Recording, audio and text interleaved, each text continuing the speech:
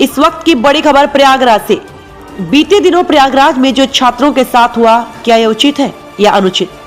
पूछता है हमारा चैनल, कब रुकेगी ऐसी घटनाएं? क्या कुछ पुलिस कर्मियों को सस्पेंड कर देने से रुक जाएंगे इस प्रकार की घटनाएं? आखिर उत्तर प्रदेश में आचार संहिता और धारा 144 लगी होने के बावजूद कहां से आई छात्रों की इतनी भीड़? आखिर कौन देगा इसका जवाब? कब मिलेगा छात्रों को न्याय? कौन था इसका जिम्मेदार? क्या है राजनीतिक पार्टियों की राय? बीते दिनों जिस प्रकार से प्रयागराज में छात्रों के साथ हॉस्टल में घुसकर पुलिस प्रशासन के द्वारा बर्बरता पूर्वक व्यवहार किया गया, इसको लेकर क्या है राजनीतिक पार्टियों का स्टैंड? क्या है प्रयागराज के नेताओं का कहना? इसके बारे में क्या सोचते हैं भारतीय जनता पार्टी के नेता? हमारे चैनल के पत्रकार हिमांशु तिवारी ने जाना, जो भी पार्टी की सरकार आती है तो छात्रों को न्याय कैसे दिलाएगी। जाना समाजवादी पार्टी के बड़े नेता उज्जवल रमण सिंह का क्या है कहना और क्या है भारतीय जनता पार्टी युवा मोर्चा की जिला अध्यक्ष यमुना पार का कहना। आइए दिखाते हैं आपको पूरी खबर विस्तार से। प्रयागराज से उत्तर प्रदेश ब्यूरो हेड हिमांशु तिवारी की खास रिपोर्ट। आज प्रयागराज में मौजूद हैं और जिस प्रकार से प्रयागराज में बीते दिनों घटना हुई है छात्रों के साथ, यह बहुत ही निंदनीय है। हम और हमारा पूरा चैनल इसकी घोर निंदा करता है और पूछता है सवाल कि ऐसी कार्रवाई छात्रों के साथ करने की क्या ज़रूरत पड़ गई थी? उनके हॉस्टल में घुस के मारने की क्या ज़रूरत पड़ गई थी? और केवल 3 पुलिसकर्मियों को सस्पेंड करने से ही क्या यह घटना रुक जाएगी? इसी क्रम में हमारे साथ मौजूद हैं प्रयागराज से समाजवादी पार्टी के विधायक करछना से समाजवादी पार्टी के विधायक, और ये करछना से विधायक ही नहीं बल्कि समाजवादी पार्टी के बड़े नेताओं में इनकी गिनती होती है। आइए हम इनसे जानते हैं कि क्या इनका कहना है इस मुद्दे को लेकर और क्या इनके पार्टी का स्टैंड है इस मुद्दे को लेकर। सर, जो बीते दिनों प्रयागराज में छात्रों के साथ घटनाएं हुई हैं, इस पर आपका क्या कहना है? देखिए, जब से भारतीय जनता पार्टी की सरकार बनी, चाहे बेरोजगारों पर उत्पीड़न हो, चाहे नौजवानों पर उत्पीड़न हो, जितने लोग लखनऊ गए किसी न किसी मांग को लेकर, चाहे शिक्षा मित्र रही हों, चाहे आशा बहुएं रही हों, सबको लाठी मारने का काम इस सरकार ने किया है। और जो प्रयागराज की घटना है वो निंदनीय घटना है। इस घटना को नहीं करना चाहिए था और ये सरकार की मानसिकता को दर्शाता है।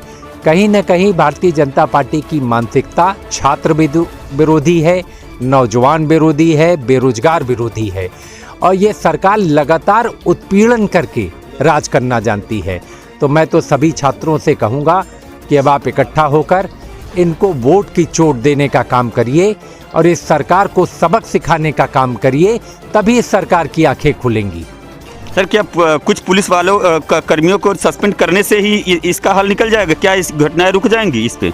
देखिए, इसकी जांच हाईकोर्ट के जज से होनी चाहिए और उसके बाद दूध का दूध पानी का पानी हो जाएगा। जब तक इसकी न्यायिक जांच नहीं होगी तब तक इसका पर्दाफाश नहीं हो पाएगा और इसमें कहीं न कहीं सरकार की मानसिकता दिखती है। उस मानसिकता को उजागर करने की ज़रूरत है और इस सरकार को करारा जवाब चुनाव में इनको हरा कर देना पड़ेगा। तो ये थे समाजवादी पार्टी के विधायक माननीय उज्जवल रमण सिंह जी, जिनका साफ कहना है कि इसकी न्यायिक जांच हाईकोर्ट के जज के द्वारा कराई जानी चाहिए और छात्रों को इंसाफ मिलना चाहिए। प्रयागराज से Himanshu Tiwari, TV 18 India.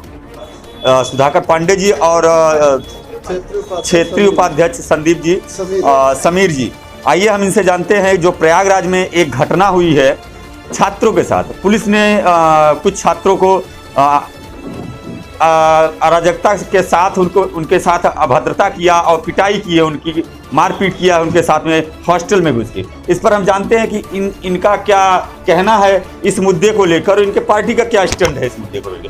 Sir, इस जो ये प्रयागराज में घटना हुई है, इस पर आपका क्या कहना है? आपके पार्टी का क्या स्टैंड है? मैं पूरी तरह से स्पष्ट कर देना चाहता हूँ कि मेरी पार्टी की तरफ से बहुत ही स्पष्ट है कि बहुत ही निंदनीय घटना है ये। चूँकि चुनाव आचार संहिता चल रही है, इस वजह से जो भी प्रशासन ने ये कृत्य किया है उसका हम लोग घोर निंदा करते हैं। अब चुनाव चूँकि आचार संहिता लागू है, इस वजह से हम लोग जो है कहीं अनशन नहीं कर पा रहे हैं या कहीं से अपनी जो भी हमारी तरफ से स्वेच्छा है उनके लिए जाहिर नहीं कर पा रहे हैं। लेकिन ये बहुत ही बड़ा आपराधिक घटना है छात्रों के साथ ये बहुत ही अन्याय हुआ। हॉस्टल में जाके उनको साथ बर्बरता की गई, मारा गया। ये बहुत ही गंदा और बहुत ही कुकर्म काम किया गया प्रशासन के द्वारा। प्रशासन ने अभी कुछ पुलिसकर्मियों को सस्पेंड भी किया है। क्या इससे आगे की घटना जो हो रही है नहीं होगी, रुक जाएगी घटना?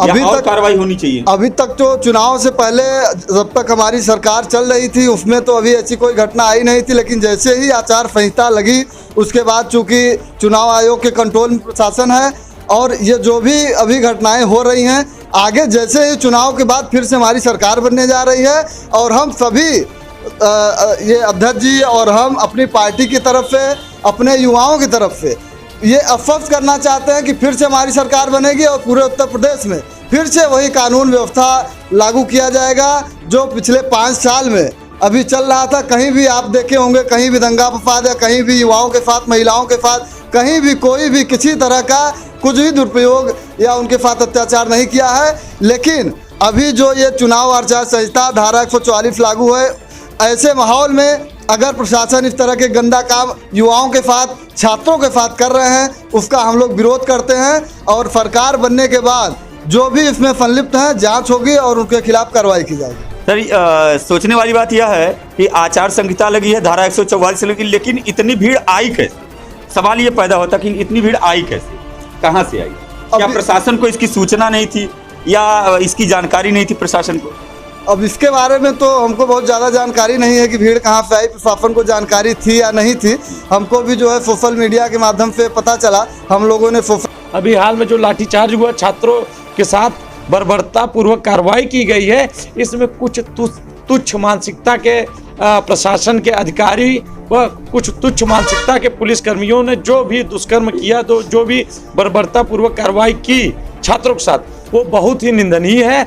हम सभी लोग युवाओं के साथ हैं, छात्रों के साथ हैं। हमारी भारतीय जनता पार्टी की सरकार छात्रों के साथ है, छात्र हितों की हमेशा से फ्रंट में लेके चलती है। अभी चूंकि चुनाव आयोग सख्त है और आचार संहिता लगा है, कुछ दोषी पुलिसकर्मियों में कार्रवाई हुई है, लेकिन हमारी भारतीय जनता पार्टी की सरकार फिर से बनती है तो इसमें जो ऊंचे लेवल में अधिकारी संलिप्त हैं, जो ऊंचे लेवल में विरोधी पार्टियों की सपा जैसे गंदी मानसिकताओं के लोग संलिप्त हैं, उन सब के ऊपर बड़ी से बड़ी कार्रवाई की जाएगी और जिन निर्दोष छात्रों के ऊपर लाठीचार्ज हुआ है उनके लिए भी कुछ न कुछ सोचा जाएगा, उनके भविष्य को उज्जवल किया जाएगा। उनके लिए हमारी सरकार कुछ न कुछ